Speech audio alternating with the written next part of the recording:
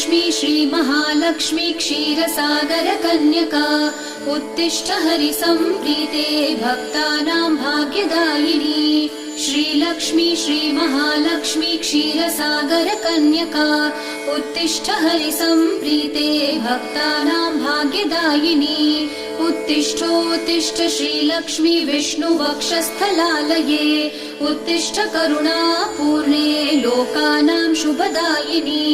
उत्तिष्ठोत्तिष्ठ श्रीलक्ष्मी विष्णुवक्षस्थलालये उत्तिष्ठ करुणापूर्णे लोकानां शुभदायिनी।